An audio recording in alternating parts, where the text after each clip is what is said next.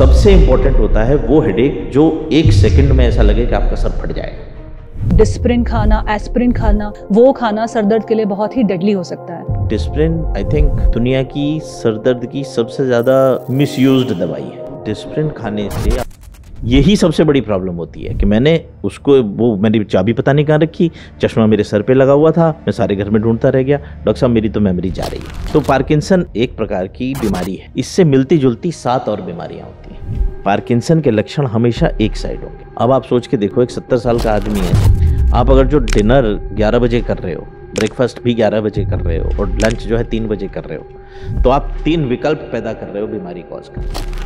Dementia फिर 2 प्रकार का होता है, एक वो जिसको हम क्योर कर सकते हैं, फिर होते हैं अल्जाइमर्स एक लाइफ थ्रेटनिंग डिजीज भी हो सकती है डॉक्टर साहब। इसका कोई पूरे विश्व में कोई इलाज नहीं है। डॉक्टर साहब, रोज कॉफी पीना सही है? Yes, it is absolutely fine, but point is जब वही एक्टिविटी इसलिए होती है कि मैं 4 घंटे की नींद लूंगा और 4 कॉफी पी लूंगा और काम चलाता रहूंगा, तो आपका ब्रेन कहीं ना कहीं जाके एक बहुत बुरी स्थिति में पहुंचेगा। तो कौन सी ऐसी 3 चीजें हैं जो हम आज से शुरू कर सकते हैं अपनी ब्रेन हेल्थ को इम्प्रूव करने के लिए? सबसे पहली चीज है यूज इट और लूज इट। ये जो ब्रेन है और माइंड है डॉक्टर साहब, कि 2 अलग एंटिटीज हैं। बिल्कुल जी। आप बताइए ब्रेन और माइंड में क्या डिफरेंस है? बहुत सिंपल सा तरीका समझाने का, जो दिखाई दे रहा है वो ब्रेन है, जो दिखाई नहीं दे रहा वो माइंड है। ब्रेन हेल्थ के लिए हम ऐसा क्या कर सकते हैं कि हमारी प्रोडक्टिविटी इंक्रीज हो जाएगी? Single most important thing for productivity is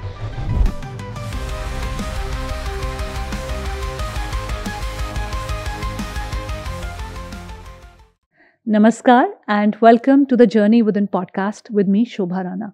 मैं एक इमोशनल इंटेलिजेंस और माइंडसेट कोच हूँ और साथ ही इस पॉडकास्ट की होस्ट और क्रिएटर भी हूँ।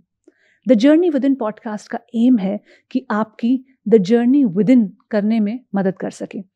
जब आप द जर्नी विद इन करते हैं, अपने अंदर की तरफ लौटते हैं, अपने अंदर झांकते हैं, अपने इनर वर्ल्ड को समझते हैं, तो आप अपनी करंट लाइफ की, जो आज आपकी लाइफ में पोजीशन है, उसकी एक बहुत गहरी अंडरस्टैंडिंग डेवलप करते हैं। जब आप ये समझते हैं कि आप लाइफ में आज कहाँ हैं, तो आप जहाँ जाना चाहते हैं, जो भी आपके गोल्स हैं, आपकी ड्रीम लाइफ है, आपका परसेप्शन ऑफ सक्सेस है, उस तक जाने का रास्ता तय हो सकता है। इस पॉडकास्ट में हम अपने गेस्ट से बात करते हैं उनके एक्सपीरियंसेस के बारे में, लर्निंग्स के बारे में और उनके एक्सपर्टीज़ जो उनके क्षेत्र जिसमें वो काम करते हैं उसमें है। और इन सभी लाइफ लेसन्स में से हम ये निकालते हैं कि आप जो इस पॉडकास्ट को देख रहे हैं, वो अपनी लाइफ में आज की डेट में कौन सा मीनिंगफुल ट्रांसफॉर्मेशन क्रिएट कर सकते हैं, कौन से वो एक्शंस ले सकते हैं जहाँ से आप अपनी लाइफ को खुद को मास्टर कर पाएँ।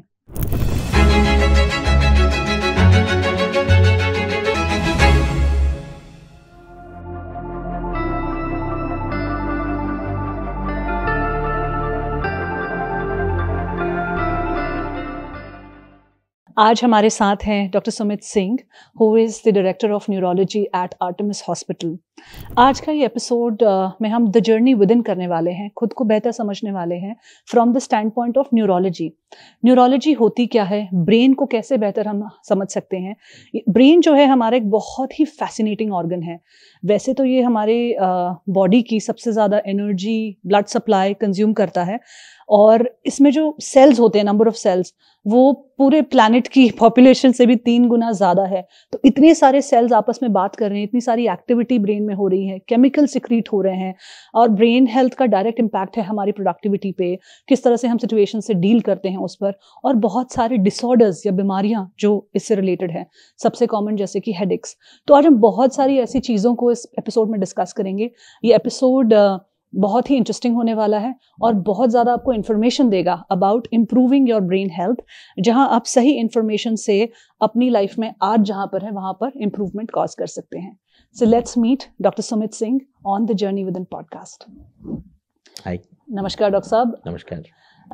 It is such a pleasure to have you on the podcast, क्योंकि आप न्यूरोलॉजी के स्पेस में बहुत सारे नेशनल लेवल पर इंटरवेंशंस होस्ट भी करते हैं, आप डॉक्टर्स के नेटवर्क को मैनेज भी करते हैं, एंड आपका जो एक्सपीरियंस है वो बहुत ही स्पेशलाइज्ड और बहुत ही, मैं कहूँगी, लंबा भी है और गहरा भी है। सो इससे पहले कि हम ब्रेन के डिसऑर्डर्स, न्यूरोलॉजिकल डिसऑर्डर्स पर जाएं, सबसे पहले let's start with understanding what brain is. हमारा जो ब्रेन है ये होता क्या है, इसका क्या स्ट्रक्चर होता है, क्या फंक्शनैलिटी होती है? आई थिंक ब्रेन से ज़्यादा हमें अपने पूरे नर्वस सिस्टम को समझना ज़रूरी है। तो ब्रेन इज़ समथिंग जो हमारे खोपड़ी के अंदर होता है। ये हमारा स्कल है, स्कल के अंदर ब्रेन है। इसके बाद ब्रेन का ही एक एक्सटेंशन होता है जिसे हम स्पाइनल कॉर्ड बोलते हैं, हिंदी में इसको मेरुरज्जु बोला जाता है। उससे कुछ नर्व्स निकलती हैं, वो नर्व्स निकलती हैं और हमारे बॉडी में रन करती हैं और जाके फिर वो मसल्स के साथ कनेक्ट हो जाती हैं।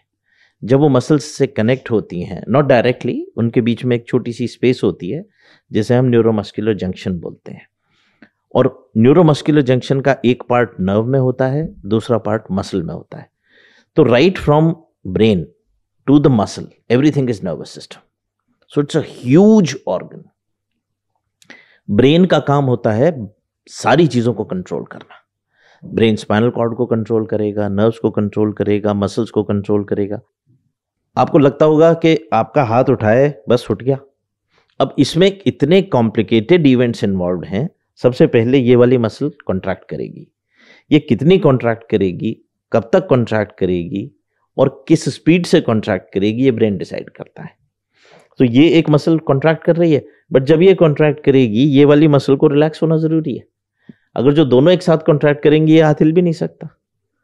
So simple movement like this, कितने सारे इसमें सेगमेंट्स इन्वॉल्व हैं, कौन कौन से ब्रेन के सेगमेंट्स इन्वॉल्व हैं, you can't even imagine. So this simple act, इसमें कम से कम 8 या 9 डिफरेंट एक्टिविटीज साइमल्टेनियसली हो रही हैं। डॉक्टर साहब, ब्रेन के कॉमन हिस्से जिसके बारे में लोगों को थोड़ी बहुत जानकारी है, I would like you to shed some light on that.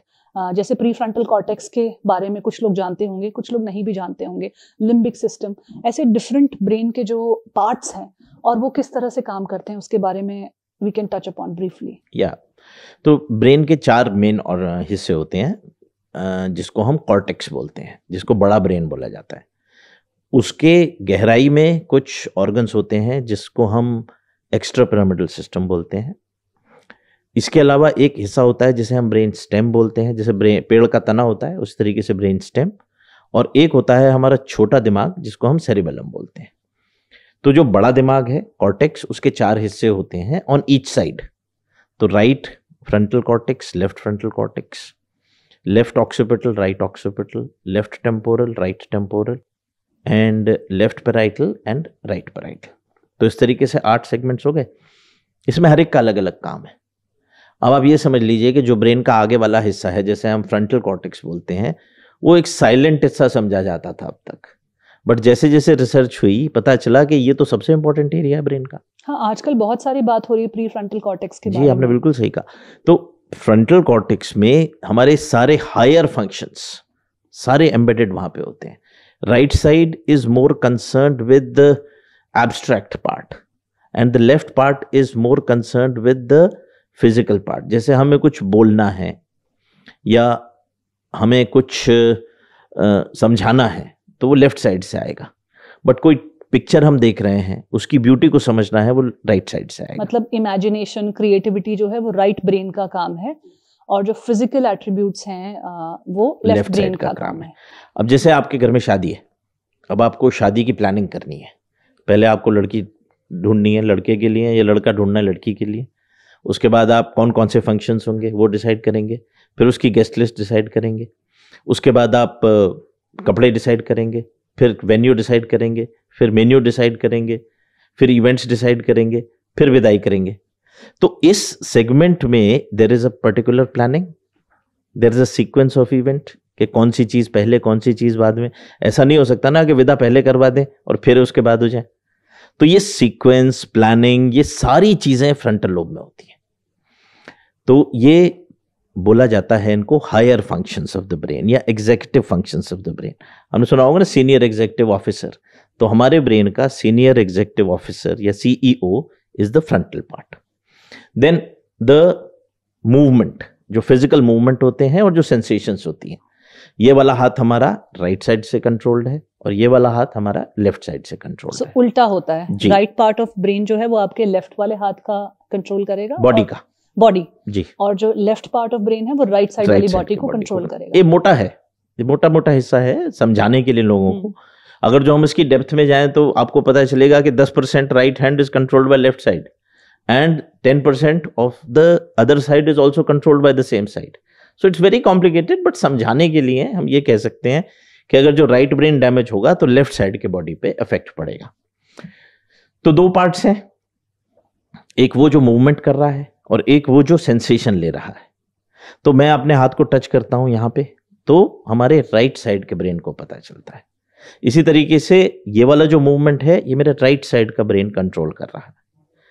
इसमें भी सिंपल सेंसेशंस होती हैं और कॉम्प्लिकेटेड सेंसेशंस होती हैं। लाइक आई टच, मैंने छुआ तो मुझे पता चला कि मुझे छुआ, ये एक सेगमेंट है। कितने प्रेशर से छुआ, ये दूसरा सेगमेंट है। उस टच का टेम्परेचर क्या है, ये तीसरा सेगमेंट है। एक जगह पे छुआ या दो जगह पे छुआ, ये चौथा सेगमेंट है। So everything is controlled by different aspects of the parietal lobe. और ये सारी इंफॉर्मेशन ब्रेन रिकॉर्ड कर रहा है जी कि छूते हुए क्या टेम्परेचर है, क्या प्रेशर है, कितने पॉइंट्स हैं, ये सब रिकॉर्ड हो रहा है जी। क्योंकि आपने एक दफा आपका हाथ जल गया तो अगली दफा आपको पता है कि किसी गर्म चीज को नहीं टच करना, नहीं तो फिर जलेगा। सो that is which is the brain is learning, constantly learning every single second. फिर तीसरा पार्ट होता है टेम्पोरल लोब। तो टेम्पोरल लोब है जो मेमोरी से संबंधित है। तो राइट साइड का ब्रेन म्यूजिक, एब्स्ट्रैक्ट टाइप की मेमोरीज, विजुअल मेमोरीज पे ज्यादा कंट्रोल करता है, और लेफ्ट साइड का जो टेम्पोरल लोब है वो लिंगुअल मेमोरीज को ज्यादा कंट्रोल करता है, वर्बल मेमोरीज को ज्यादा कंट्रोल करता है। तो आपने ये वाली पिक्चर पहले देखी हुई है, जैसे ही आपने वो पिक्चर देखी आपको एकदम याद आ जाएगा, अच्छा इसका हीरो अमिताभ बच्चन था। अगर जो आपने कोई गाना सुना तो उस गाने की जो म्यूजिक वाला कंपोनेंट है वो राइट साइड का ब्रेन देखेगा, बट उसके जो लिरिक्स हैं वो लेफ्ट साइड का ब्रेन देखेगा। वाओ। और जो फाइनल सॉन्ग है वो ब्रेन का सेंट्रल वाला पोर्ट, जिसको हम एमिगडाला बोलते हैं, वहां पे जाके आपको जो एंजॉयमेंट मिलता है एक सॉन्ग को सुनने के बाद, that is perceived at the level of the amygdala, because emotions are in the amygdala which is central part of the brain. आपने जो 2-3 एग्जांपल्स बताए म्यूजिक से रिलेटेड या हाथ जलने से रिलेटेड, तो ब्रेन ये सारी रिकॉर्डिंग करके कहीं स्टोर कर रहा है, हमारी मेमोरी में स्टोर कर रहा है। तो डॉक्टर साहब, मेमोरी क्या होती है, बनती कैसे है मेमोरी? एब्सोल्युटली, मैं इसको एक बहुत सिंपल तरीके से समझा सकता हूँ कंप्यूटर के द्वारा। कंप्यूटर में एक होती है read only memory, random access memory, और एक होती है हार्ड डिस्क। तो सबसे पहले जब आप कोई चीज़ टाइप करते हैं तो क्या होता है, वो चीज़ रैम पे जाती है, ठीक है। रैम पे वो चीज़ स्टोर हो जाती है एक पर्टिकुलर टाइम के लिए। उसके बाद आप क्या करते हो, उसको एडिट करते हो। अरे इसमें तो सुमित की स्पेलिंग में ET डाल दिया, इसको काट के IT करना है। उसके बाद ये लेटर ठीक नहीं था, ये ग्रामर ठीक नहीं थी। फिर उसके बाद आप क्या करते हो, उसको दोबारा पढ़ते हो, फिर आप सेव पे क्लिक करते हो। जब आप सेव पे क्लिक कर देते हो तो वो हार्ड डिस्क में चला जाता है। इसी तरीके से हमारी ब्रेन की मेमोरी है। So first memory which the brain perceives, जो पहली चीज आती है वो आती है समझना कि मेरे से क्या बोला जा रहा है। जब तक आप समझोगे ही नहीं, अब मैं आपसे बंगाली में बात करनी शुरू कर दूं and you are from Kerala, तो आपको यही नहीं समझ में आएगा मैं क्या बोल रहा हूं। तो जब आप ये समझोगे ही नहीं कि मैं क्या बोल रहा हूं, तो आप उसको अटेंटिवली सुनने की कोशिश ही नहीं करोगे, पता नहीं क्या बोल रहा है। और प्रोसेस करना तो फिर दूर की बात है, बहुत ही दूर की बात है। तो सबसे पहले आपको रजिस्टर करना पड़ेगा कि भाई मेरे से बोला क्या जा रहा है या मैं क्या देख रहा हूं। जब आपने उसे रजिस्टर कर लिया, फिर आप उसको रिपीट करते हो। जैसे आपको कुछ याद करना है तो सबसे पहले क्या करते हैं, पढ़ते हैं, फिर समझते हैं कि हमने क्या पढ़ा, फिर दोबारा उसके बाद उसे रिवाइज करते हैं। तो जो रिवीजन वाला कंपोनेंट है, जो समझने वाली कंपोनेंट है, जैसे मैंने बताया रजिस्ट्रेशन, वो होती है इमीडिएट मेमोरी, मतलब तुरंत मेमोरी। ये बहुत कम सेकंड्स के लिए रहती है, और जब तक आप इसको बहुत ध्यान से नहीं सुनेंगे, जब तक आपकी अटेंशन उस पर प्रॉपर नहीं होगी, तब तक वो आपकी इमीडिएट शॉर्ट टर्म मेमोरी में नहीं जाएगी, मतलब रैम पे नहीं जाएगी। तो registration is like typing and repetition is like putting it into the intermediate memory या रैम या short term memory. Short term memory. तो शॉर्ट टर्म मेमोरी का मतलब यह है कि मैंने अभी मेरे पास किसी का फोन आया था, किसका फोन आया था, मुझे उसको फोन करना है। फिर या ऐसा कि उसने मेरे को ये फलाना मैसेज दिया था, मुझे ये सेकंड पर्सन को या थर्ड पर्सन को प्रोवाइड करना है। So this is the short term memory.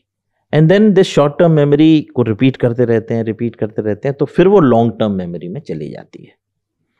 तो ये तीनों कंपोनेंट्स मेमोरी के अलग अलग टाइप की बीमारियों से संबंधित होते हैं। आपका अटेंशन ठीक नहीं होगा तो आपकी शॉर्ट टर्म मेमोरी में जाएगा ही नहीं, और शॉर्ट टर्म मेमोरी में नहीं जाएगा तो लॉन्ग टर्म मेमोरी में रजिस्टर होकर स्टोर नहीं होगा। तो शॉर्ट टर्म मेमोरी और immediate memory actually neurological problems के लिए ज्यादा इंपॉर्टेंट है। लॉन्ग टर्म मेमोरी उतनी इंपॉर्टेंट नहीं है। हमारे यहाँ अक्सर बोला जाता है कि मेरे दादाजी को तो ये भी पता है कि उनकी शादी में पंडित कौन आया था, लेकिन वो ये भूल जाते हैं कि सुबह नाश्ता क्या किया था। यानी कि लॉन्ग टर्म मेमोरी तो स्ट्रांग है जी, लेकिन शॉर्ट टर्म मेमोरी। डॉक्टर साहब, लॉन्ग टर्म मेमोरी की हम जब बात करते हैं तो कई सारे हमारे साथ ऐसे इवेंट्स हो जाते हैं जो एक बहुत ज़्यादा हैप्पीनेस दे जाएं या बहुत ज़्यादा सैडनेस या ट्रॉमा कॉज कर जाएं, तो क्या वो लॉन्ग टर्म मेमोरी में स्टोर होते हैं कि हम भूल नहीं पाते कि मेरे साथ बचपन में ये हो गया था या किसी के साथ कोई एक्सीडेंट हो गया, ट्रॉमा हो गया, तो उसका इम्पैक्ट जो है, उसकी जो फीलिंग है, जो प्रोसेसिंग है, वो लॉन्ग टर्म मेमोरी में स्टोर होती है? जी, long term memory is like hard disk. मैंने बताया था ना कि उसमें वो हमेशा स्टोर्ड रहता है, बट हार्ड डिस्क की एक पर्टिकुलर कैपेसिटी होती है। तो आप क्या करते हो, बीच बीच में अपनी हार्ड डिस्क को साफ करते रहते हो ना, तो जो चीज़ इंपॉर्टेंट थी वो बचा के रख लेते हो। इसी तरीके से जो चीज़ें या जो इवेंट्स आपकी ज़िंदगी में इम्पैक्ट करके चले गए वो हमेशा वहीं रहेंगे, वो कहीं नहीं जाने वाले। लेकिन कुछ ऐसी चीज़ें, हाँ ठीक है, मेरी शादी में पता नहीं कौन कौन आया था, भूल गए, कोई प्रॉब्लम नहीं है। मेरे साथ में मेरी क्लास में 55 लोग थे, उसमें से मेरे फ्रेंड्स तो 7 थे, वो 7 याद हैं, बट बाकियों में हो सकता है 10-12 के नाम भूल जाए। That is not important.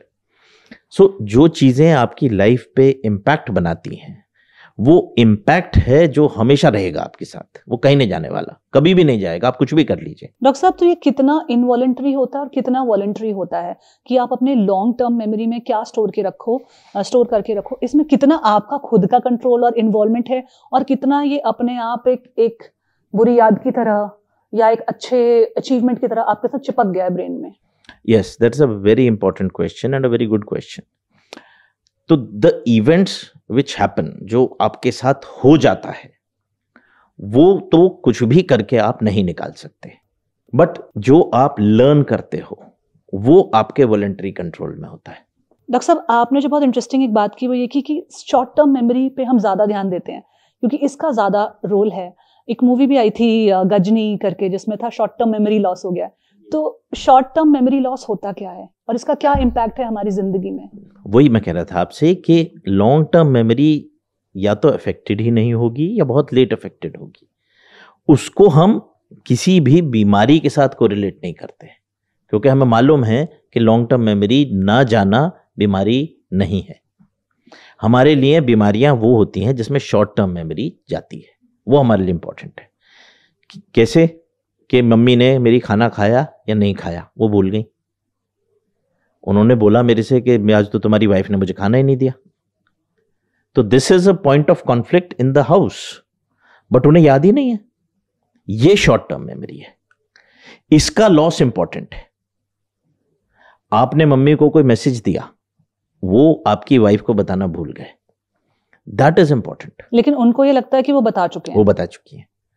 तो ये चीज इंपॉर्टेंट इसलिए है क्योंकि पेशेंट को इसके बारे में जानकारी नहीं है, उसको पता ही नहीं है कि उसने ये कर लिया।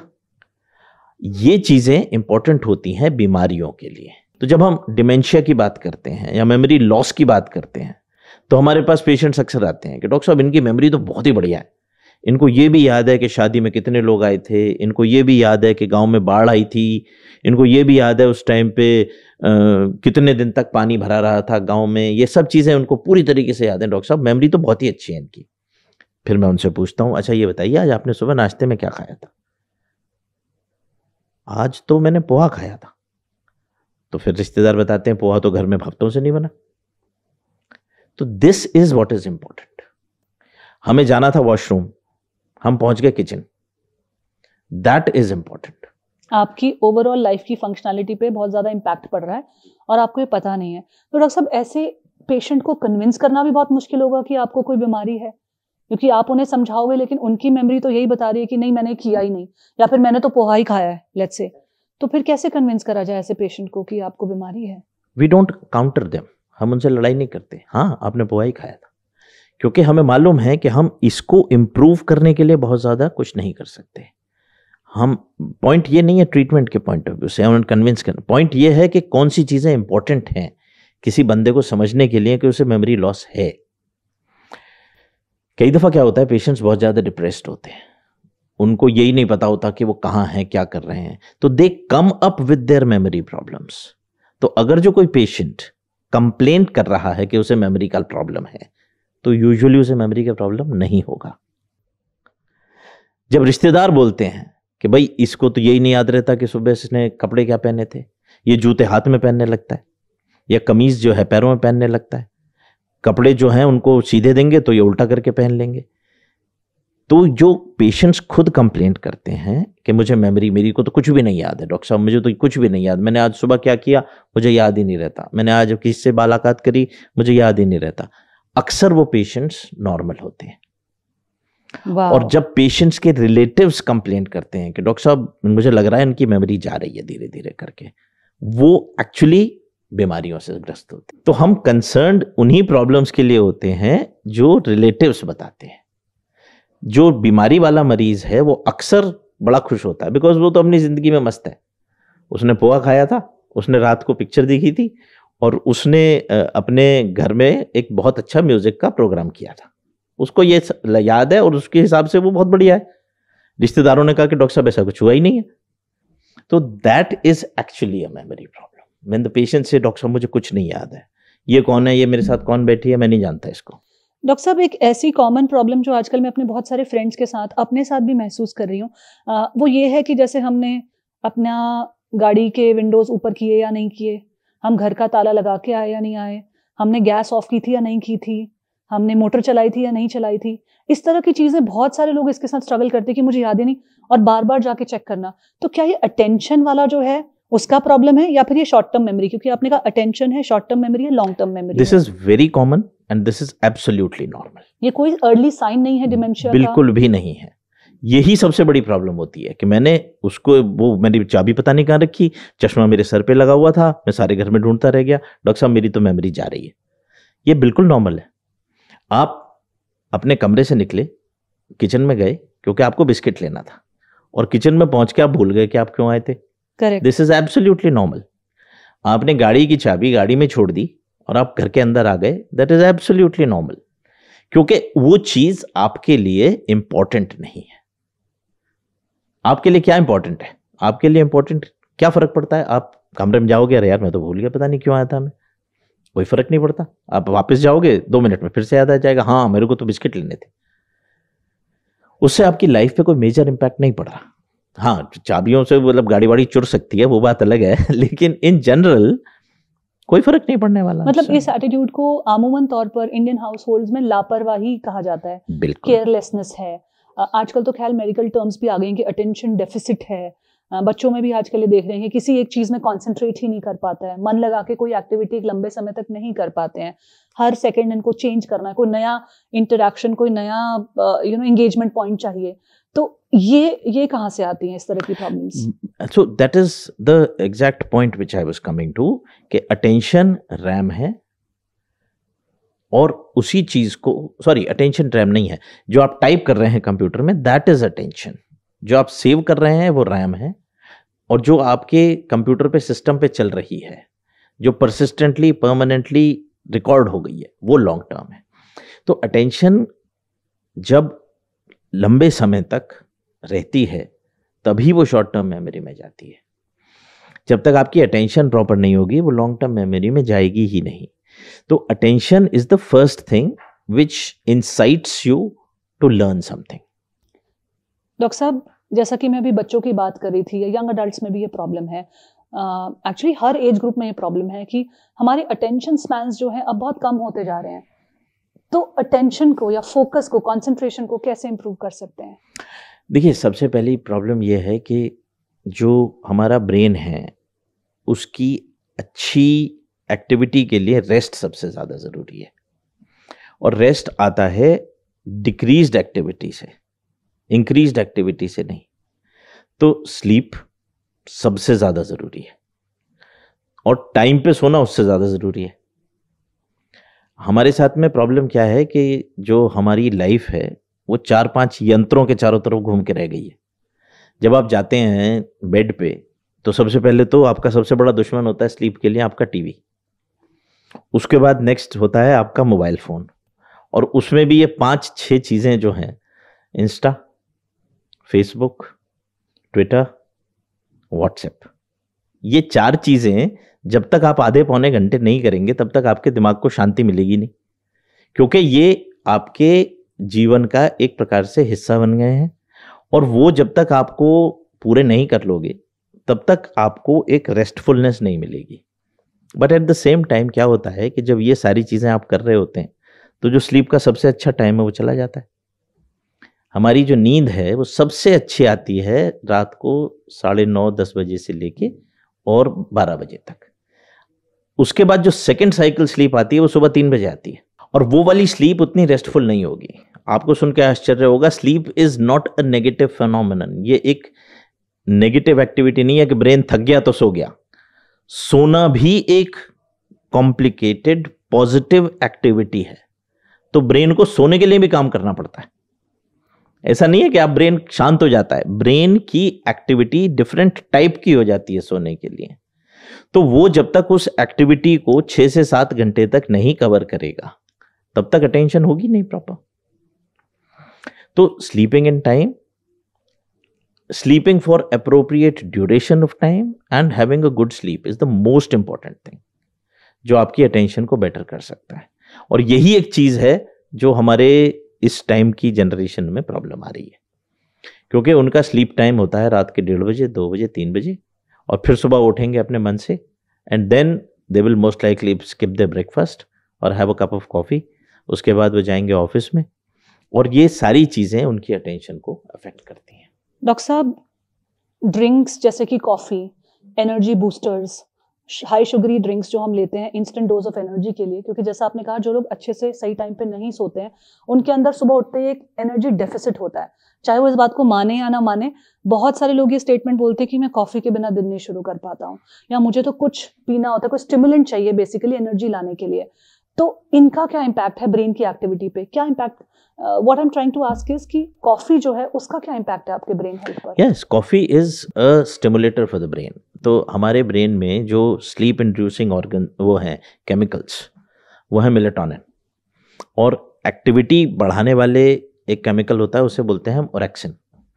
तो इनके बीच में एक बड़ा नाजुक सा रिलेशनशिप रहता है। राइट।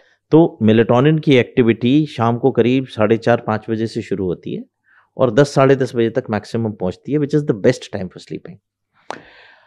और ये एक्टिविटी करीब 3:30-4 बजे के बाद खत्म हो जाती है। उसके बाद ओरेक्सिन आनी शुरू होती है। ओरेक्सिन धीरे धीरे करके आपकी वेकफुलनेस को बढ़ाती है। तो कैफीन में स्टिमुलेंट होता है जो ओरेक्सिन को स्टिमुलेट करता है, मेलेटोनिन को कम करता है। तो उसकी वजह से आपका अटेंशन बेटर हो जाता है। तो जब आप चाहते हैं कि आपको नींद भगानी है तो आप कॉफ़ी ले लेंगे या चाय ले लेंगे। दोनों में अलग अलग टाइप के केमिकल स्टिमुलेंट्स होते हैं जो ब्रेन की इलेक्ट्रिकल एक्टिविटी को बढ़ा देते हैं। डॉक्टर साहब, रोज कॉफ़ी पीना सही है? Yes, it is absolutely fine, but एक कॉफ़ी आप सुबह लेते हैं तो उसमें कोई प्रॉब्लम नहीं है। पॉइंट इज, जब वही एक्टिविटी इसलिए होती है कि मैं 4 घंटे की नींद लूंगा और 4 कॉफ़ी पी लूंगा और काम चलाता रहूंगा, तो आपका ब्रेन कहीं ना कहीं जाके एक बहुत बुरी स्थिति में पहुंचेगा जब आपको वो 4 घंटे की स्लीप भी प्रॉपर नहीं हो पाएगी, क्योंकि आपने अपना पूरा सिस्टम ही उल्टा पुल्टा कर लिया एक्स्ट्रा कॉफ़ी पी के। डॉक्टर साहब, कुछ 15 साल पहले करीब एक बहुत बड़ी स्टडी आई थी जिसमें बताया था कि डिस्प्रिन खाना, एस्प्रिन खाना, जो भी दवाइयां हैं जिनके लास्ट में रिन आता है या इन आता है, वो खाना सर दर्द के लिए बहुत ही डेडली हो सकता है। उसके बारे में आप कुछ बताना चाहेंगे? या बिल्कुल, आपने सही कहा कि डिस्प्रिन आई थिंक दुनिया की सरदर्द की सबसे ज़्यादा मिसयूज्ड दवाई है। आपको सुन के आश्चर्य होगा कि डिस्प्रिन खाने से आपका ब्लड पतला हो जाता है, और यदि आप रेगुलर बेसिस पे डिस्प्रिन खाते हैं और आपको कहीं चोट लग गई, आप कहीं गिर गए, तो आपके ब्रेन में ब्लीडिंग हो सकती है, आपके शरीर में ब्लीडिंग हो सकती है, आपके इंटेस्टाइन्स में ब्लीडिंग हो सकती है। और वो ब्लीडिंग कई दफ़ा इतने हल्के रिसाव के रूप में होती है कि आपका हीमोग्लोबिन कम होता चला जाता है, बट आपको पता ही नहीं चलता कि ब्लीडिंग हो भी रही है। तो डिस्प्रिन को कम से कम लेना चाहिए, इनफैक्ट नहीं लेना चाहिए। वो पेन किलर के रूप में एक अच्छी दवाई है, परंतु वो सिर्फ पेन किलर नहीं है। और कई पेशेंट्स उसको अब्यूज इस लेवल पे करने लगते हैं कि रोज दिन में 2-2 3-3 डिस्प्रिन खाते हैं, क्योंकि डिस्प्रिन होती है उस अब इजीली अवेलेबल होती है, हिंदुस्तान में ओवर द काउंटर मिल जाती है। कई दफा तो ऐसा भी होता है कि मरीजों को पेन किलर की वजह से पेन होने लगता है। तो डिस्प्रिन एक बहुत खराब दवाई है सर दर्द को ठीक। तो डॉक्टर साहब कौन सी सेफ दवाइयां हैं जो ले सकते हैं? देखिए, इसके लिए ना ये जवाब देना ही नहीं चाहिए। बेस्ट है कि आप अपने डॉक्टर से मिलिए। यदि आपको हेडेक है, समझिए कौन से प्रकार का हेडेक है, और ये देखिए कि वो एक्चुअली हेडेक सीरियस है या सिर्फ सीवियर है। अगर जो सीरियस हेडेक है तो उसके आइडेंटिफाई करें, उसके हिसाब से ट्रीटमेंट लें। और अगर जो माइग्रेन है या टेंशन टाइप हेडेक है तो आपका डॉक्टर आपको बताएगा कि आपके लिए ये पर्टिकुलर दवाई बेस्ट है। डॉक्टर साहब, सबसे सीरियस हेडेक के कौन से 3 सबसे बड़े रेड फ्लैग्स हैं जहां से हमें पता चलेगा कि ये बात हाथ से निकलती जा रही है? बिल्कुल, तो सबसे इंपॉर्टेंट हम इस तरीके से बताएंगे कि वो जो लाइफ थ्रेटनिंग होते हैं, और वो जो लाइफ कॉम्प्रोमाइजिंग होते हैं, और वो जो लाइफ अल्टरनेटिंग होते हैं। Let's put it these 3 ways. तो सबसे इंपॉर्टेंट होता है वो हेडेक जो 1 सेकंड में ऐसा लगे कि आपका सर फट जाएगा। मतलब मरीज बोले कि डॉक्टर साहब मैं 9:15 में बिल्कुल ठीक था, और विद इन सेकेंड्स मुझे ऐसा लगा कि मेरे सर में कोई बम फट गया। तो एक बीमारी होती है जिसे हम सब एरेक्नोइड हेमरेज बोलते हैं। उसमें दिमाग के अंदर छोटे छोटे गुब्बारे बन जाते हैं ब्लड वेसल्स में, और वो गुब्बारे फट जाते हैं। तो जब वो फटते हैं तो 1 सेकंड में ब्लड निकलता है, और वो ब्रेन की जो झिल्ली होती है उसको इरिटेट करता है। एक बड़ी मजेदार बात है कि हमारा ब्रेन पेन सेंसिटिव होता ही नहीं है। तो यदि हम ब्रेन तक पहुंच गए हैं और ब्रेन को काट भी दें तो आपको पता भी नहीं चलेगा। ब्रेन की ब्लड वेसल्स, ब्रेन की झिल्ली, और ब्रेन की जो गंदा खून लाने वाली वेन्स होती हैं, सिर्फ वो सेंसिटिव होती हैं ब्रेन के लिए। ब्रेन में एक्चुअली पेन के परसीव करने का कोई सिस्टम ही नहीं है। पेन सेंटर्स नहीं है ब्रेन में? जी नहीं, बिल्कुल नहीं। तो जो ब्लड झिल्ली को इरिटेट करता है उससे एकदम दर्द होता है, और वो इसको हम थंडर क्लैप हेडेक बोलते हैं। तो ये सबसे सीरियस बीमारी है। जब ये नस फटती है तो 50% पेशेंट्स डोंट सर्वाइव। और ये नस अगर जो फट गई, हमने उसका इमीडिएट ट्रीटमेंट नहीं किया तो, और ये दोबारा ब्लीड कर गई, तो 80% विल नॉट सर्वाइव। 80% लोगों की मृत्यु हो जाएगी उसी क्षण। तो ये सबसे सीरियस है। उसके बाद कोई ऐसा हेडेक जो नया नया शुरू हुआ हो, जैसे मेरे को हेडेक नहीं होते, अगर जो सडनली मुझे हेडेक होने लगे और ऑलमोस्ट डेली होने लगे। फिर वो हेडेक्स जो अर्ली मॉर्निंग हो, या वो हेडेक्स जिनके साथ में बॉडी का कोई हिस्सा वीक पड़ने लगे, जैसे एक साइड की पैरालिसिस आने लगे धीरे धीरे करके, एक साइड का बॉडी काम करना बंद कर दे, या ऐसा हो कि एकदम से विजन लॉस हो गया सर दर्द के साथ। ये होते हैं जो लाइफ थ्रेटनिंग होते हैं। थ्रेटनिंग क्या मतलब? वो मार ही देते हैं पेशेंट, लाइफ एंडिंग टाइप्स के। लाइफ थ्रेटनिंग तो ऐसे पेशेंट्स का मतलब ब्रेन में कोई ट्यूमर हो गया, कोई इन्फेक्शन हो गया, या कोई ऐसा पेशेंट जिसको हेडेक के साथ में बुखार हुआ, या हेडेक के साथ में पेशेंट बेहोश हो गया। तो ये सारे सीरियस हेडेक्स हैं। फिर एंड ऑफ लाइफ या बिगिनिंग ऑफ लाइफ में जो हेडेक्स होते हैं, जैसे बच्चे में हेडेक है, बच्चों को बहुत सीरियसली लेना चाहिए हेडेक्स को, क्योंकि बच्चे अपनी चीज़ों को पूरी तरीके से एक्सप्रेस नहीं कर पाते, वो बता नहीं पाते। ओल्ड लोग हैं, जैसे 60 साल के बाद नया हेडेक शुरू हुआ किसी को, तो एक्सट्रीम्स ऑफ एज पे कोई हेडेक होता है, that is important. Then those headaches which are seen, जिनको ऑलरेडी कोई बीमारी है, मान लीजिए किसी को HIV है, या मान लीजिए किसी को कैंसर है, या किसी की किडनी खराब है, लिवर खराब है, उसको सडनली हेडेक स्टार्ट हो जाए, तो ये सारी चीजें ऐसी हैं जिनको हम रेड फ्लैग्स बोलते हैं। तो अगर किसी को भी इस तरह की कोई सेंसेशन फील हो रही है तो उनको डॉक्टर को कंसल्ट करना चाहिए, इमीडिएटली करना चाहिए, विदाउट वेस्टिंग टाइम। ये बहुत बड़े रेड फ्लैग्स हैं जी। डॉक्टर साहब, एक और कॉमन न्यूरोलॉजिकल डिसऑर्डर जो है वो है पार्किंसंस, जिसके मरीज हालांकि कम है अब तक, लेकिन बढ़ते भी जा रहे हैं, साल दर साल हम देख रहे हैं। तो let's talk about Parkinson's now. हाँ, तो देखिए ऐसा है कि पार्किंसन के 4 मुख्य लक्षण होते हैं। एक होती है स्टिफनेस, जिसको हम रिजिडिटी बोलते हैं, अकड़ाहट। दूसरा होता है ब्रेडिकाइनेसिया, मतलब काम करने की स्पीड स्लो हो जाना।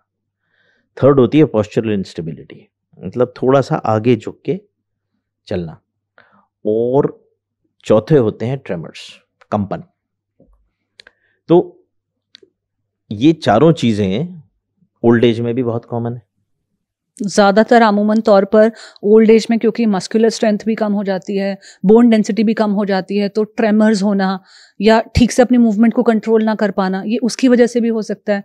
लेकिन आप कह रहे हो कि ये पार्किंसन के भी साइन हो सकते हैं। तो इतने ओवरलैपिंग साइंस है, इतने कंफ्यूजिंग साइंस है कि आपको पता नहीं चलता है कि आपकी मस्कुलर हेल्थ कम है या फिर न्यूरोलॉजिकल डिसऑर्डर हो रहा है। इसीलिए कई दफ़ा पेशेंट्स हमारे पास लेट पहुंचते हैं। तो अब इनको कैसे आइडेंटिफाई किया जाए, ये एक बहुत इंपॉर्टेंट क्वेश्चन है। पार्किंसन हमेशा शरीर के एक हिस्से को अफेक्ट करता है, मतलब एक साइड को। सरप्राइजिंग है कि बीमारी है, दोनों साइड क्यों नहीं हो रही, लेकिन होती ही नहीं। इसका आंसर अभी तक साइंस नहीं दे पाई है। तो पार्किंसन के लक्षण हमेशा एक साइड होंगे। अब आप सोच के देखो, एक 70 साल का आदमी है, उसका राइट हैंड और लेफ्ट हैंड दोनों 70 साल के होंगे ना। तो अगर जो ट्रेमर होने हैं उम्र की वजह से, तो वो दोनों साइड होने चाहिए। अगर जो अकड़ाहट है तो दोनों साइड होनी चाहिए। ऐसा नहीं हो सकता ना कि लेफ्ट हैंड 65 साल का ही रह गया, राइट हैंड 70 का हो गया। तो पार्किंसन का सबसे इंपॉर्टेंट चीज है एसिमेट्री। तो एक साइड ट्रेमर होगा, एक साइड में स्टिफनेस होगी। डॉक्टर साहब, लेकिन जैसे मैं योग की काफ़ी समय से स्टूडेंट रही हूँ, पिछले 10 सालों से मैं प्रैक्टिस भी कर रही हूँ, सिखा भी रही हूँ, तो हमने जो अपनी प्रैक्टिस में देखा है वो देखा है कि बॉडी का आमूमन तौर पर एक हिस्सा जो है वो दूसरे हिस्से से ज़्यादा, एक साइड दूसरी साइड से ज़्यादा स्टिफ होती है। आपकी एक तरफ की टांग ज़्यादा फ्लेक्सिबल होगी, दूसरी तरफ की को आप शायद ज़्यादा स्ट्रेच कर पाएंगे। तो मैं मतलब ओवरलैप ढूंढने की कोशिश कर रही हूँ कि कन्फ्यूजन कितना ज़्यादा क्रिएट हो सकता है, क्योंकि ये तो एक नॉर्मल सिम्टम भी है। अगर हम ऐसे व्यक्ति हैं जो कोई किसी तरह की एक्सरसाइज करते आए हैं, तो हमने अपने कोचेस से, अपने टीचर से सुना ही होगा कि एक साइड की बॉडी सबकी ज़्यादा स्टिफ होती है। अभी वो इंसान अभी 60 का हो गया, 70 का हो गया, तो वो सोच रहा है कि तो नॉर्मल है। हाँ, वही मैं बता रहा था। तो पार्किंसन में पॉजिटिव सिम्टम्स आते हैं। ये सारी चीज़ें जो होती हैं, जो स्टिफनेस है, this is a negative symptom. तो पॉजिटिव सिम्टम, हाथ ऐसे हिलता है, तो this is called as a pill rolling tremor, जैसे कोई माला जप रहा है, या ड्रम बीटिंग ट्रेमर, जैसे कोई ढोलक बजा रहा है। ये एक साइड हो, ये पॉजिटिव सिम्टम है। ये हाथ मूव ना करे या स्टिफ हो जाए, ये एक नेगेटिव सिम्टम है। तो पॉजिटिव और नेगेटिव सिम्टम एक साइड के बॉडी में होना, दैट इज वेरी इंपॉर्टेंट। ये बहुत इंपॉर्टेंट सिम्टम है पार्किंसन का। फिर पेशेंट्स के फेशियल एक्सप्रेशंस बदल जाते हैं। ऐसा लगता है जैसे हम बोलते हैं ना, जैसे आप रमी खेलते हो तो आप किसी को नहीं दिखाना चाहते मेरे पास कौन से पत्ते हैं। तो this is called as what a poker face, या रमी वाला फेस। जब आप नहीं बताना चाहते, कोई एक्सप्रेशन ही नहीं है, डल एक्सप्रेशनलेस फेस। फिर जब आप चलते हैं तो आपके हाथ हिलते हैं, दोनों हाथ ऑल्टरनेटिवली स्विंग करते हैं। ये पैर आगे जाता है तो ये हाथ आगे जाता है। पार्किंसन के मरीजों में ये सबसे पहले चला जाता है। तो व्हेन दे वॉक, उनके हाथ स्विंग नहीं करते। अक्सर पेशेंट्स की फैमिलीज बताती हैं कि डॉक्टर साहब जब ये चलते हैं तो इनका तो ये वाला हाथ हिलता ही नहीं, ये वाला हाथ दूसरा वाला ठीक हिलता है। फिर माइक्रोग्राफिया, राइटिंग छोटी हो जाती है। फिर स्वेटिंग ज़्यादा होने लगती है। स्मेल बहुत जल्दी जाती है पार्किंसन पेशेंट्स को। कॉन्स्टिपेशन बहुत जल्दी होता है पार्किंसन पेशेंट्स को। और ये पार्किंसन के पेशेंट्स को ये वाले सिम्टम्स कई दफ़ा बीमारी आने से पहले चले जाते हैं। तो स्मेल किसी की जल्दी चली जाए, किसी पेशेंट की कॉन्स्टिपेशन होने लगे, या राइटिंग छोटी होने लगे, तो that could be a very early sign of Parkinson's. Doctor साहब, हमने रिसेंटली एक एपिसोड कैंसर पर भी किया है, जिसमें हमने डिफरेंट स्टेजेस ऑफ कैंसर की बात की है। तो क्या पार्किंसन के भी ऐसे कोई डिफरेंट स्टेजेस होते हैं जिसमें आपके पास पेशेंट्स आते हैं कि ये तो 3rd स्टेज पे आ गया तो मतलब डिफिकल्ट हो गया, अभी 1st स्टेज पे आ गया तो मतलब अर्ली डिटेक्शन हो गया, तो क्योर आसान हो सकता है? That's a very very intelligent question, I must say. आपका न्यूरोलॉजी में आने का तो कोई विचार नहीं है ना? डॉक्टर साहब, मैं न्यूरोलॉजी, साइकोलॉजी, फिलॉसफी इतना पढ़ती हूँ, आप बिलीव करेंगे 2021 में मैंने 6 महीने ब्रेन को इतने डिटेल में पढ़ा कि मुझे मेरे घर वाले कहने लगे कि तुम डॉक्टर बनना है क्या तुमको? लेकिन मुझे इतना इंटरेस्ट है, मुझे इतनी क्यूरियोसिटी है लाइफ में, मुझे सब चीज़ें जाननी है और सीखना है, और उसको फिर आगे भी अगर मैं किसी की मदद कर पाऊँ उस नॉलेज से, जो हम कर रहे हैं कोशिश इस पॉडकास्ट के थ्रू, मुझे ये चीज़ बहुत इंस्पायर करती है। नहीं, this is a very intelligent question actually. उसके लिए एक बहुत ज़रूरी चीज़ है कि हम ये समझ लें कि पार्किंसन और पार्किंसन से मिलती जुलती बीमारियां कैसे होती हैं। तो पार्किंसन एक वर्टिकल है, एक प्रकार की बीमारी है। इससे मिलती जुलती 7 और बीमारियां होती हैं, ठीक है। उसमें multi system atrophy, progressive supranuclear palsy, मैं कोई भी नाम ले दूं आपको, तो इम्पोर्टेंट ये है कि मैं तो सारे नाम ले दूंगा, बट आपके व्यूअर्स को या जो लोग इसको देख रहे हैं उनके लिए कोई खास वैल्यू नहीं रहेगी। तो आप ये समझ लीजिए, एक है पार्किंसंस डिजीज जो क्लासिकल बीमारी है, और एक है पार्किंसोनिज्म जो पार्किंसन से मिलती जुलती बीमारी जैसी है। इनमें फर्क करना क्यों जरूरी है? क्योंकि जो भी हम दवाइयां देते हैं, लीवोडोपा है, ब्रोमोक्रिप्टीन है, प्रेमिपेक्सोल है, ये दवाइयों के नाम हैं, तो ये पार्किंसन में तो बहुत अच्छा काम करेंगी, बट पार्किंसोनिज्म में हमारे पास कोई नई दवाई नहीं है, दवाई यही देंगे, लेकिन इधर 100 में से 100 लोग 80 से 90% फायदा उठाएंगे, और इधर 100 में से 20 लोग 20 से 25% फायदा उठाएंगे।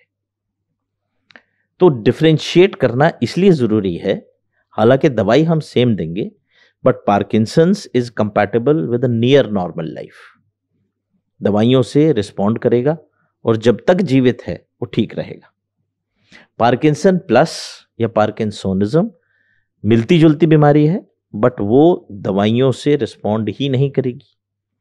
फिर ऑपरेशन होता है पार्किंसन के लिए बहुत अच्छा, उसे डीप ब्रेन स्टिमुलेशन बोलते हैं, जिसमें दिमाग के अंदर सूक्ष्म तार डालते हैं और एक पेसमेकर से उसको स्टिमुलेट करते हैं, जिससे पार्किंसन के सिम्टम्स ऑलमोस्ट खत्म हो जाते हैं। इट्स जस्ट लाइक अ कायाकल्प। ये सिर्फ पार्किंसंस डिजीज में किया जा सकता है, पार्किंसन प्लस या पार्किंसोनिज्म में नहीं किया जा सकता। तो ये समझना बहुत आवश्यक है, उसके बाद हम स्टेजेस पे आए तो बेहतर रहेगा। तो जो पार्किंसंस की स्टेजेस हैं वो 5 स्टेजेस होती हैं, 0.5, 1, 2, 3, 4, 5। 5 का पेशेंट जो है वो बेड रिडन या व्हीलचेयर बाउंड हो जाता है, और 0.5 में बीमारी सिर्फ एक साइड होती है और पेशेंट को खुद पता नहीं होता कि उसे पार्किंसन है, उसके पेशेंट्स के रिलेटिव्स या डॉक्टर्स उसे बताते हैं कि तुम्हें पार्किंसन हो गया। That is 0.5।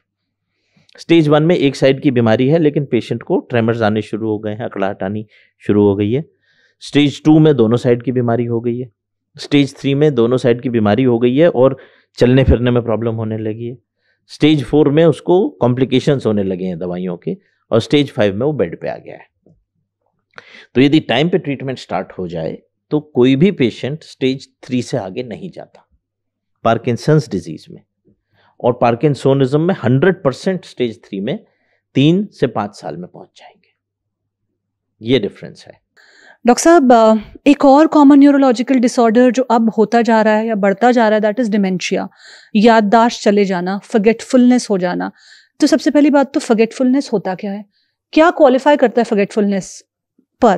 क्योंकि हमने भी कुछ देर पहले बात की कि अगर आप अपनी चाबी भूल जाते हैं, आप अपनी गैस ऑन, आपको याद नहीं किया आपने ऑन की थी या ऑफ की थी, इस तरह की जो रोज आपके साथ 10 चीजें होती हैं आप भूलते हो, क्या ये भी फॉरगेटफुलनेस में काउंट होता है? नहीं जी, मैंने आपको बताया था जैसे, तो इसको बेहतर तरीका ये बताने का कि वो प्रॉब्लम्स जो आपकी डेली लाइफ को अफेक्ट करने लगे, वो मेमोरी प्रॉब्लम्स इंपॉर्टेंट होती हैं, और वो डिमेंशिया का इंडिकेटर होता है।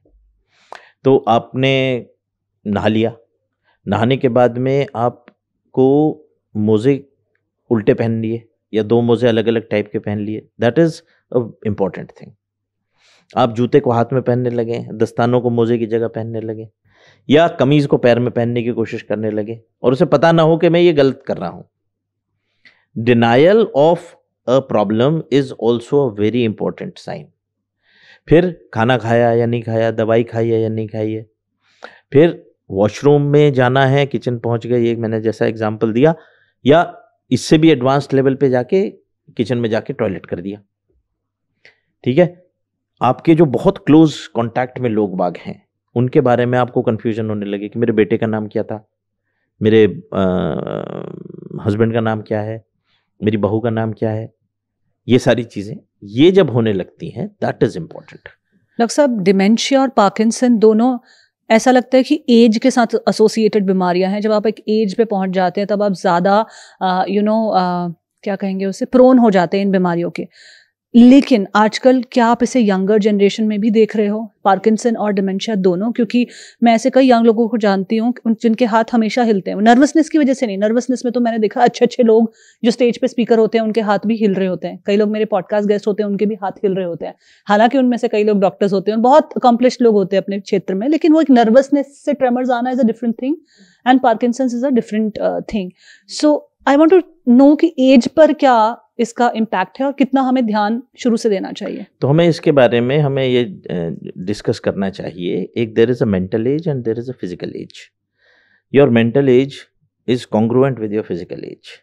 अगर जो 70 साल का इंसान ये भूल जाए कि आज मेरे को कोई मैसेज दिया था, मुझे वो आगे पास ऑन करना था, विच इज़ फाइन, बट यही प्रॉब्लम 40 साल में होने लगे तो दैट इज़ इम्पॉर्टेंट, क्योंकि मेंटल एज एक 40 साल के बंदे की वो 40 साल की फिजिकल एज से मैच करनी चाहिए। अगर जो आपकी 40 साल की फिजिकल एज में आपकी मेंटल एज 70 में पहुंच गई है, वहां पे प्रॉब्लम आती है। और फिर जैसे ट्रेमर्स की बात आपने करी, तो दोनों हाथ एक साथ कांप रहे हैं, वो जेनेटिक प्रॉब्लम हो सकती है, उसको हम एसेंशियल ट्रेमर बोलते हैं। बट एक साइड का हाथ हिलना वो पार्किंसन है। ट्रेमर्स 6 या 7 प्रकार के होते हैं, हम उसके डिटेल में नहीं जाएंगे, बट जो भी पार्किंसन के अलावा वाले ट्रेमर्स हैं वो दोनों हाथों में होंगे। फिर tremors multi axial, multi planar, ऐसे ऐसे होंगे, कभी कभी ऐसे हिलेगा हाथ, कभी ऐसे हिलेगा, ये जेनेटिक ट्रेमर्स हैं।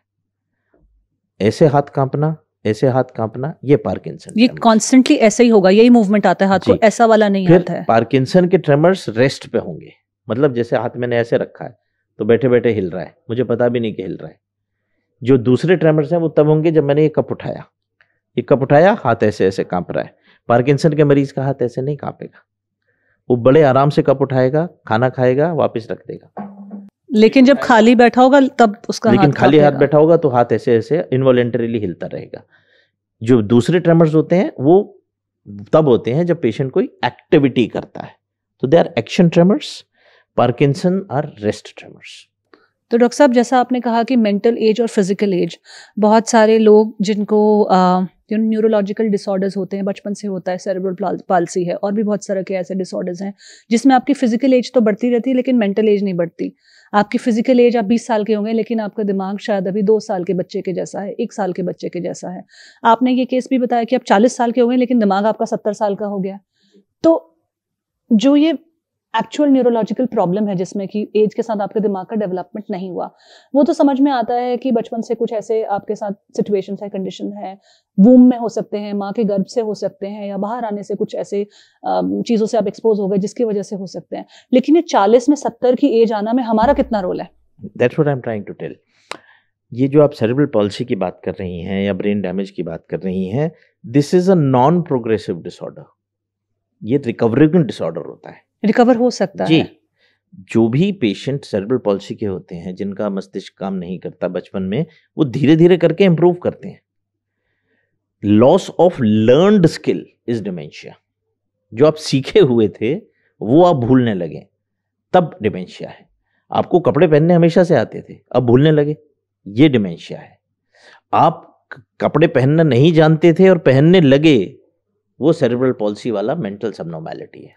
डॉक्टर साहब, मैं जो पूछने की कोशिश कर रही हूँ ये कर रही हूँ कि आज जैसे सपोज कीजिए मैं 36 इयर्स की हूँ लेकिन मेरे मेंटल एज अभी 65 हो गई है, तो मैं ऐसी क्या चीज़ें कर रही हूँ जिसकी वजह से मेरी मेंटल एज 65 हो रही है? क्योंकि मैं इस पे तो मुझे काम करना चाहिए ना, ताकि मेरी मेंटल एज और ज़्यादा ना हो जाए। ऐसे तो फिर मैं 40-45 साल में 80 इयर्स की हो जाऊंगी मेंटली, तो जो बीमारी 80 साल के इंसान के लिए जो सिम्टम्स आने चाहिए वो मुझे 40 में आ जाएंगे। जी, तो एक नॉर्मल आदमी की मेंटल और फिजिकल एज हमेशा कॉन्ग्रुएंट रहेगी, सेम रहेगी।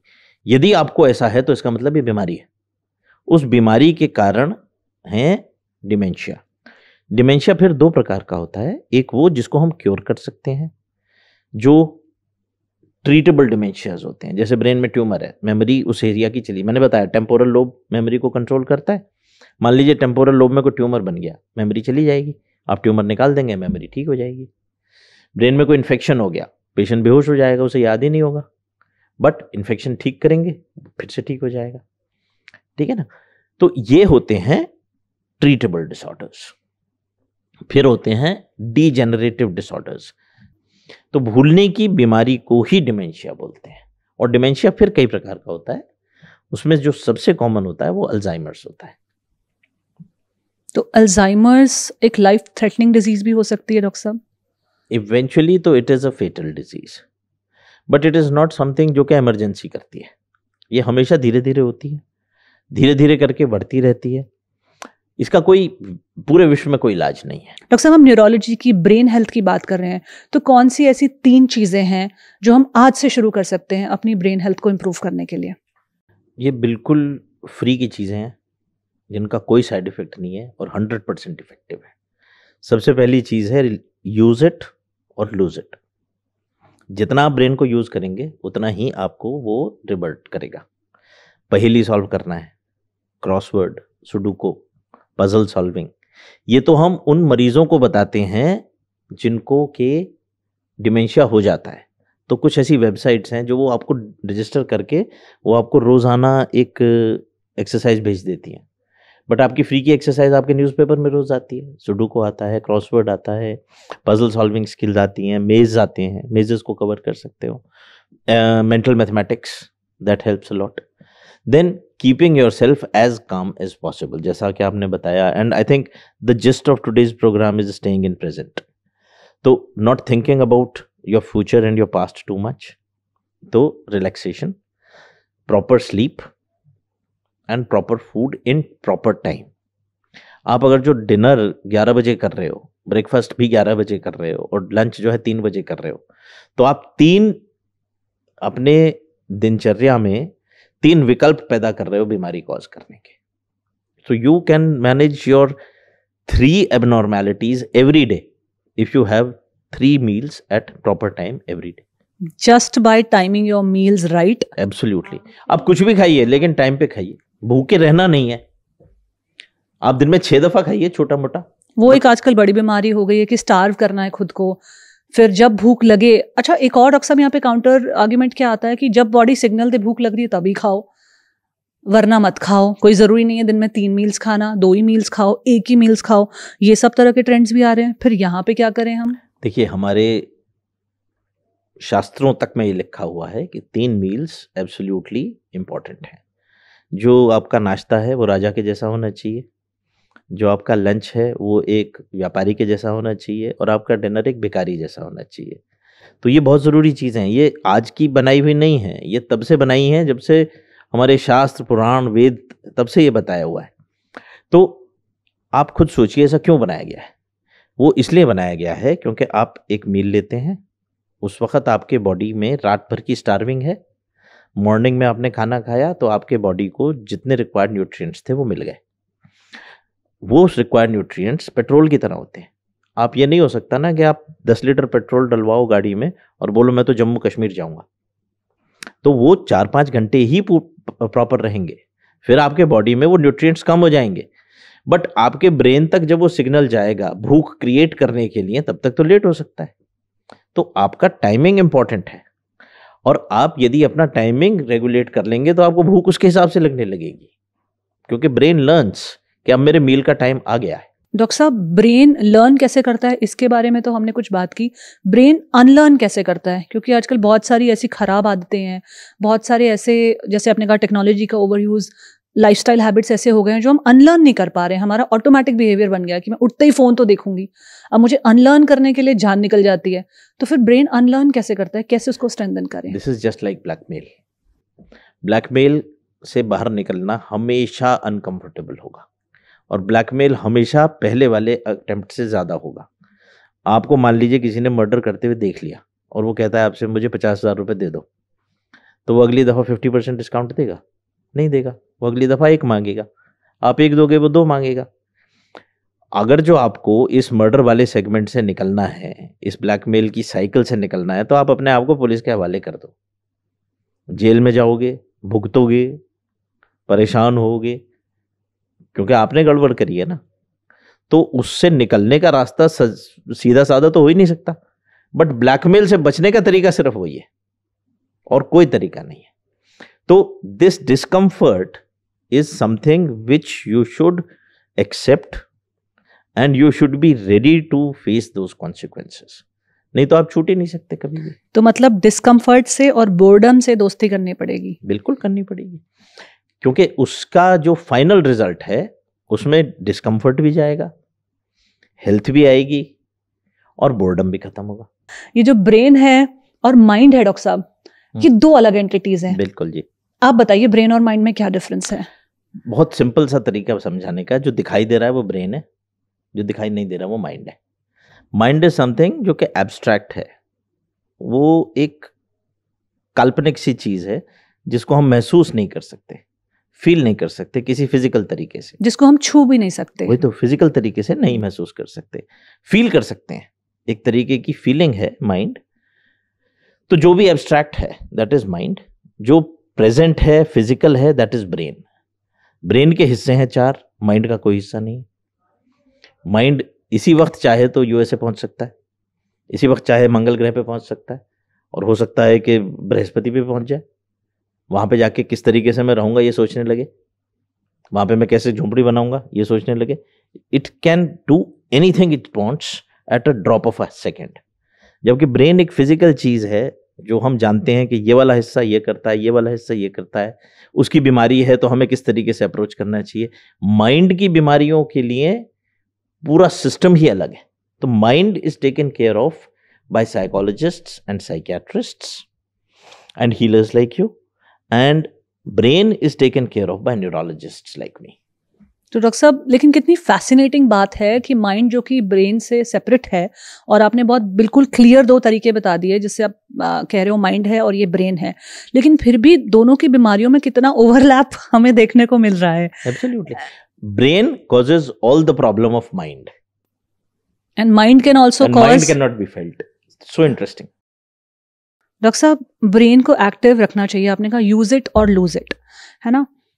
आज की डेट में हर कोई इंसान आमूमन तौर पर दिन में 3 से 4 घंटे स्क्रीन देखता है। और मैं डेटा पढ़ रही थी कि एवरेज शॉर्ट फॉर्म कंटेंट, जिसे हम रील कहते हैं, जो 1 मिनट 1.5 मिनट का कंटेंट होता है, वो एक इंसान, नॉर्मल इंसान, अडल्ट आज की डेट में 2 से 2.5 घंटे कंज्यूम कर रहा है। ये मैं नहीं कह रही हूँ, ये स्टडीज़ कह रही हैं। कुछ लोग इससे कहीं ज़्यादा भी करते हैं, कुछ लोग इससे कम भी करते होंगे, लेकिन एवरेज इज़ 2.5 आवर्स। तो जब आप एक रील के बाद दूसरी में जाते हैं, एक ट्रैवल वाली आ गई, एक खाने वाली आ गई, एक फैशन वाली आ गई, एक शॉपिंग वाली आ गई, जब इतने आपके ब्रेन को आप स्टिमुलेट कर रहे हैं, तो इसका क्या इम्पैक्ट पड़ रहा है ब्रेन पर? Very very negative impact. That is why we are seeing के स्ट्रोक बहुत अर्ली एज में हो रहा है। स्ट्रोक का स्क्रीन टाइम से डायरेक्ट रिलेशन है, मेमोरी का स्क्रीन टाइम से डायरेक्ट रिलेशन है। Anything which is more than 2 hours of screen time a day is injurious to your brain. तो हम इसको यूसेज ऑफ ब्रेन नहीं कहेंगे, जो आप कह रहे थे ना यूज करो, ये यूज करना नहीं हुआ, this is misuse of brain. अच्छा, लोगों को ये लगता है मैं तो बार बार स्टिमुलेट कर रहा हूँ, मेरा दिमाग और शार्प हो रहा है, उसे और इन्फॉर्मेशन मिल रही है कि क्या चल रहा है, क्या ट्रेंड्स हैं। जी ऐसा बिल्कुल नहीं है। आपकी जो ब्रेन होती है उसका डायरेक्ट एक्सटेंशन रेटिना है। हमारी जो आंख का पर्दा होता है उसको हम रेटिना बोलते हैं। यदि हमारे ब्रेन में कोई चेंजेस हैं तो वो रेटिना में सबसे पहले रिफ्लेक्ट होते हैं, क्योंकि ब्रेन का सीधा एक्सटेंशन, जिसे हम डायरेक्टली मशीनों के द्वारा देख सकते हैं, ब्रेन को तो नहीं देख सकते ना, हम MRI करवाते हैं उसमें ब्रेन के सेक्शंस दिखाई देते हैं, ब्रेन नहीं दिखाई देता। हम रेटिना को जब देखते हैं तो वो ब्रेन से रिलेटेड है। आप जब भी कोई चीज को देख रहे हो तो वो आपकी रेटिना को स्टिमुलेट कर रहा है, इसका मतलब आपके ब्रेन को स्टिमुलेट कर रहा है। मतलब ओला फैक्ट्री रिलेटेड जो फंक्शनैलिटी आप उसको देख रहे हो, बिल्कुल उस आप रीजन उस को। ब्रेन को कहाँ यूज कर रहे हो, आप कैसे यूज कर सकते हो fashion, food, lifestyle at the same time. आपके किसी काम के नहीं है वो आप उस टाइम को यूटिलाइज कर रहे हो जब आप कुछ नहीं कर रहे हो। डॉक्टर साहब, अपनी प्रोडक्टिविटी को अगर इंक्रीज करना हो तो उसमें ब्रेन हेल्थ का क्या रोल है, और ब्रेन हेल्थ के लिए हम ऐसा क्या कर सकते हैं कि हमारी प्रोडक्टिविटी इंक्रीज हो जाएगी? मैंने ये सारी चीजें एक तरीके से एक रिपीटिशन ही होगा, but the single most important thing for productivity is keep on doing something which is productive for your life और your profession, not something which is just consuming your brain. जैसे कि फेसबुक है, Insta है, उसमें आप क्या करते हो, एक चीज टाइप करते हो, पोस्ट करते हो, फिर इंतजार करते हो, अरे किसी ने देखा नहीं देखा, कितने लोगों ने देखा, अरे ये तो बहुत कम है, फिर आप उसको फॉरवर्ड करोगे, आप किसी को टैग करोगे, तो वो चीज़ एक कांस्टेंट इफेक्टिविटी आपके दिमाग में चला के रखती है कि यार ये सबसे इंपॉर्टेंट चीज़ है मेरे लिए, जबकि उसकी कोई वैल्यू नहीं है।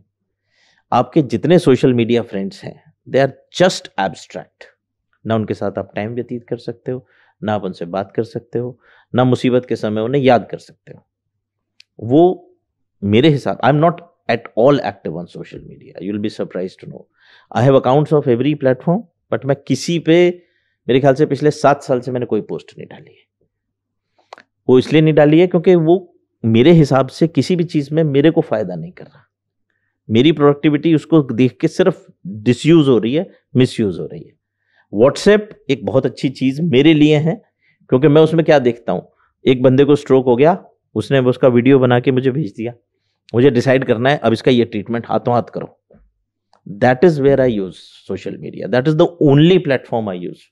तो बेसिकली जो लोग जिनकी प्रोफेशन का भी एक इम्पॉर्टेंट हिस्सा है कि वो सोशल मीडिया या स्क्रीन टाइम है उनकी लाइफ में, उन लोगों को थोड़ा ध्यान ज़्यादा रखना पड़ेगा और उसको रेगुलेट करना पड़ेगा, बहुत ज़रूरी। क्योंकि कई लोग हैं वो नहीं कंप्लीटली कट ऑफ भी कर पाएंगे। जैसे मेरी अपनी भी बात करूं तो कंप्लीटली कट ऑफ करना, लेकिन हाँ रेगुलेट करना। जैसे इंस्टाग्राम की अगर मैं बात करूं तो मैं हफ्ते या 10 दिन में एक पोस्ट करती हूँ।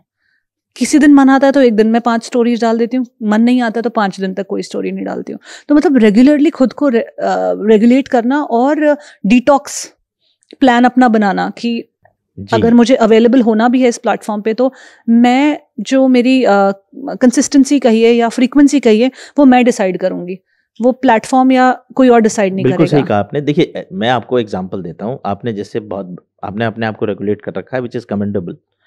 मैं अपनी भी तारीफ करता हूँ कई मामले में कि I am so controlled about the social media addiction, but I have my kids.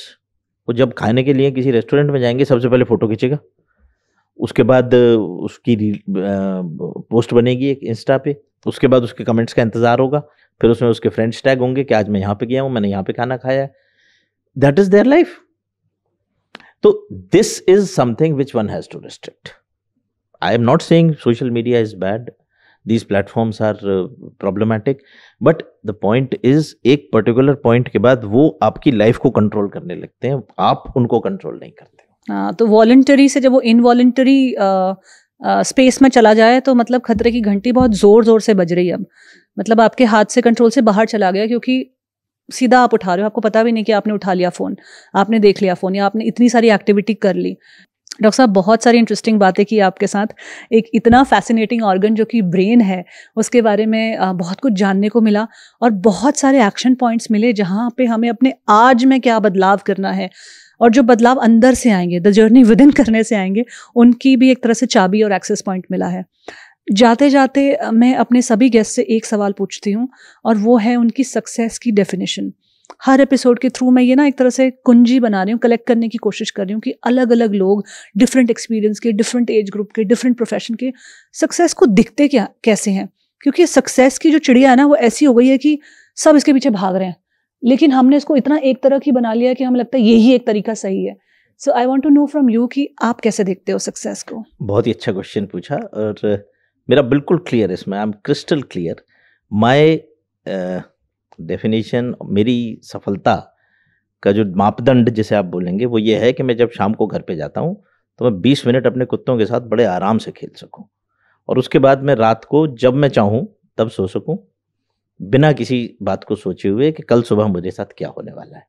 मैं जब भी सोने जाता हूँ ये मान के चलता हूँ मैं शायद कल का सूरज ना देख पाऊँ और मैं उसके लिए बिल्कुल तैयार हूँ। So that is my definition of success कि मुझे इस बात की एक पैसे की चिंता नहीं होती कि कल सुबह क्या होने वाला है। मेरा डेफिनेशन ऑफ सक्सेस ये है, इसके आगे मुझे चाहिए नहीं कुछ। तो मतलब डॉक्टर साहब आपने फियर को तो कॉन्कर कर लिया है। जो कुछ बचा है, जो मेरे पास है, जिसको हम मटीरियलिस्टिक चीज़ें बोलते हैं, वो मेरे साथ नहीं जाने वाला। मेरे साथ जाने वाला है मेरा नाम और मेरा काम। तो मैं उसी चीज़ के लिए काम कर रहा हूँ और मेरे लिए टाइम पे सोना, जब मैं चाहूँ जो मुझे अच्छा लगता है वो करना, that is my definition of success. I really hope कि आपकी इस डेफिनेशन से जो व्यूअर्स इसे देख रहे हैं वो कुछ सीख पाएं और अपनी सक्सेस की परिभाषा खुद डिफाइन कर पाएं, रादर देन कि माँ बाप ने बोला है कि सफल हम तुम्हें तभी कहेंगे जब तुम ये कर लोगे, दुनिया ने बोला है हम तुम्हें सफल या सक्सेसफुल तभी समझेंगे जब तुम्हारे पास ये चीज़ें हो जाएंगी। जो भी एक्सटर्नल फैक्टर्स हमारी सक्सेस की डेफिनेशन को ड्राइव कर रहे हैं वो सब ठीक है, आप रेफरेंस पॉइंट ले सकते हो, क्योंकि मुझे लगता है हम जो भी चीज़ें सोचते हैं सब बोरोड आइडियाज़ हैं। कहीं ना कहीं से ये परिभाषा भी आई, जो आप देख रहे हो आपका भी कहीं ना कहीं से वो आया, दैट इज़ ऑल ओके। लेकिन आप में इंडिविजुअल तड़का उसमें कितना लगा रहे हो कि वो आपके लिए मीनिंगफुल हो रही है, बहुत ज़रूरी है। ऐसा नहीं कि सबके लिए मीनिंगफुल क्रिएट करते करते कि वो मुझे शाबाशी देंगे, वो मुझे इज्जत देंगे, वो मुझे पैसा देंगे, वो मुझे फेम देंगे, लेकिन एट द एंड आपके अंदर वो वैसे ट्रांसलेट नहीं हो रहा है क्योंकि आपने खुद को समझा ही नहीं। सो आई रियली होप दैट लोग आपकी सक्सेस की परिभाषा से भी अपनी जिंदगी में झांक पाएं, द जर्नी विद इन कर पाएं और समझ पाएं कि वो अपनी बेस्ट लाइफ कैसे क्रिएट कर सकते हैं। And that would be great. Thank you so much doctor साहब for coming on the I journey should within thank you podcast. that I had a wonderful interaction और आज की बड़ी अच्छी डिस्कशन रही, मेरे भी बहुत सारे दिमाग के पेज खुले, बहुत अच्छा लगा। ये तो मेरे लिए बहुत खुशी की बात है कि आप कह रहे हो कि आपने भी यहाँ से कुछ एक तरह से सीखा है, आपके दिमाग के पेज खुले। बिल्कुल, definitely. ये तो बहुत ही And this खुशी is my की first बात है। podcast. डॉक्टर साहब फर्स्ट पॉडकास्ट है तो आपका एक्सपीरियंस फर्स्ट पॉडकास्ट का बहुत अच्छा अच्छा है। रहा, बहुत ही ज़्यादा अच्छा रहा। I never expected कि इस तरीके से होता है, ये तो मेरे लिए पहली दफ़ा हुआ है। डॉक्टर साहब हम कोशिश करेंगे कि आपको दोबारा भी बुलाएं, और जो व्यूअर्स यहाँ देख रहे हैं, अगर आपके कुछ भी न्यूरोलॉजी से रिलेटेड आप सीखना चाहते हैं, समझना चाहते हैं, अपने ब्रेन को हैक करना चाहते हैं, आजकल बड़ी ये पॉपुलर टर्म चल रही है, how to hack your brain, कि अपने ब्रेन को हैक करेंगे तो लाइफ को हैक कर लेंगे, या कुछ भी और टॉपिक्स हैं जिसके बारे में आप जानना चाहते हैं, कोई अनआंसर्ड सवाल रह गए तो कमेंट सेक्शन में लिखिए, पार्ट 2 लिखिए, तो हम डॉक्टर साहब को बुलाने की जरूर कोशिश करेंगे। Definitely. Thank you for your time doctor साहब, Thank you नमस्कार। जी, नमस्कार। अगर आप इस एपिसोड में यहाँ तक पहुँच गए हैं, इसका मतलब आपने एपिसोड पूरा देखा है, तो कमेंट किए बगैर जाइएगा नहीं, लाइक और शेयर कीजिए अपने फ्रेंड्स एंड फैमिली के साथ, और किन्हीं ऐसे 3 लोगों के साथ शेयर कीजिए जिन्हें आपको लगता है अटेंशन की प्रॉब्लम है, मेमोरी से रिलेटेड कोई इश्यूज़ हैं, या आज के इस एपिसोड में हमने जो भी बातें की, जो भी डिजीज़ेस के बारे में बात की, उनकी